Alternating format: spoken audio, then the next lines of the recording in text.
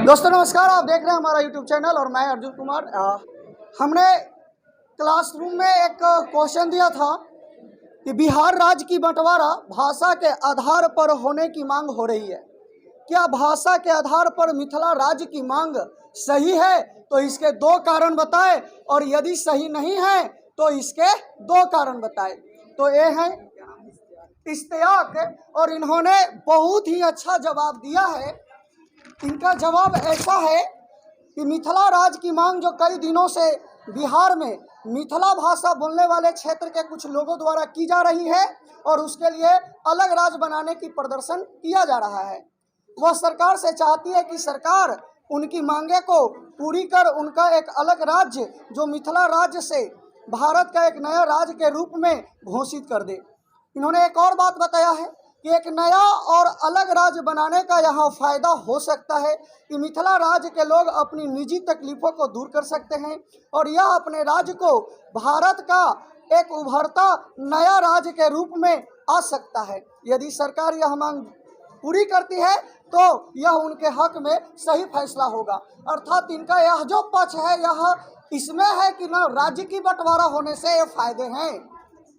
वहीं इनका दूसरा पक्ष यह है कि मिथिला राज्य की मांग जो कई दिनों से बिहार के मिथिला भाषा बोलने वाले लोगों के द्वारा मांगा जा रहा है, तो इन्होंने एक कारण दिया है कि क्यों मांग सही नहीं है। तो उस बात को जरा देखिएगा। यदि सरकार उनकी यह मांग पूरी कर देती है तो यह सरकार की बहुत बड़ी गलती मेरे नज़र में होगी, अर्थात इश्तियाक के नज़र में होगी। बिहार में मिथिला भाषा बोलने वाले ही नहीं बल्कि बिहार के हर क्षेत्र में अलग अलग भाषाएं बोली जाती है, और इस प्रकार सभी लोग कहेंगे कि हमरो बांट दीजिए, हमरो बांट दीजिए। अर्थात इस पॉइंट ऑफ व्यू से राज्य की बंटवारा सही नहीं है।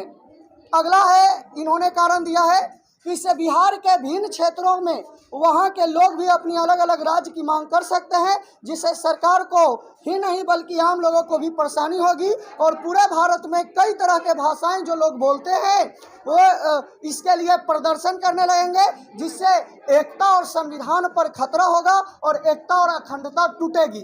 तो इन्होंने दो कारण यह बताया इस पक्ष में कि राज्य की मांग करना भाषा के आधार पर सही नहीं है। और इस पूरे क्लासरूम में इनका जो परफॉर्मेंस लगा वो बहुत अच्छा लगा जो लिखकर इन्होंने आए हैं, और इसके लिए इश्तियाक को प्राइज देने की बात थी तो हम इन्हें प्राइज देते हैं। प्राइज कबूल किया जाए। इसका नाम है स्नेहा, और बहुत खुशी की बात है कि इसका आज बर्थडे है, तो आप लोग कमेंट बॉक्स में इसके बर्थडे को भी विश कर दीजिएगा। और इस बर्थडे गर्ल्स ने इस क्वेश्चन के जवाब में क्या लिखा है इसे मैं आपको पढ़कर सुनाता हूँ। अच्छा लगे तो आप लोग भी कमेंट में जरूर कमेंट कीजिएगा।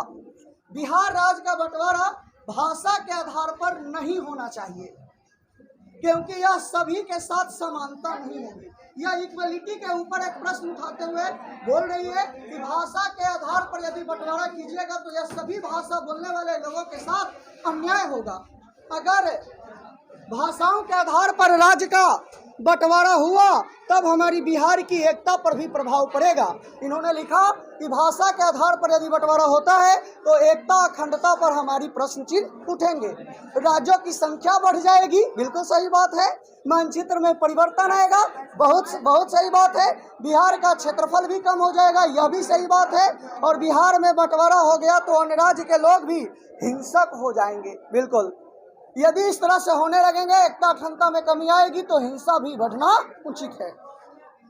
लेकिन अगर हम दूसरी तरफ देखें तो मिथिलांचल वासियों का कहना भी बिल्कुल ठीक है कि उनके क्षेत्र में बिल्कुल भी प्रगति नहीं हुई है। सभी अच्छे विश्वविद्यालय, अस्पताल, स्मारक सभी कुछ नालंदा, राजगीर, पटना इत्यादि स्थलों पर हैं, लेकिन वहाँ नहीं है, और इस दृष्टि से मिथिला के लोगों में डेवलपमेंट भी आएगी। तो इन्होंने पक्ष और विपक्ष की बात को भी बहुत अच्छे तरीके से रखा है।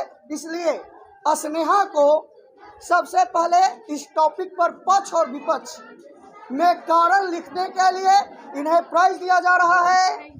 ताली बजा दो आप लोग। और स्नेहा का बर्थडे है और इसलिए बर्थडे प्राइज, बर्थडे गिफ्ट इन्हें। तो कमेंट बॉक्स में आप लोग जाइए और बताइए कि इनका परफॉर्मेंस जो इन्होंने भाषा के आधार पर राज्य की बंटवारे के लिए जो इन्होंने लेख लिखा, जो डिस्क्रिप्शन लिखा है, वह कितना सही कितना गलत है, और आपकी राय क्या है राज्य की बंटवारा को लेकर, खासकर हमारे बिहार के लिए। Thank you. वीडियो को अंत तक देखने के लिए बहुत बहुत धन्यवाद। मिलते हैं फिर नेक्स्ट वीडियो में।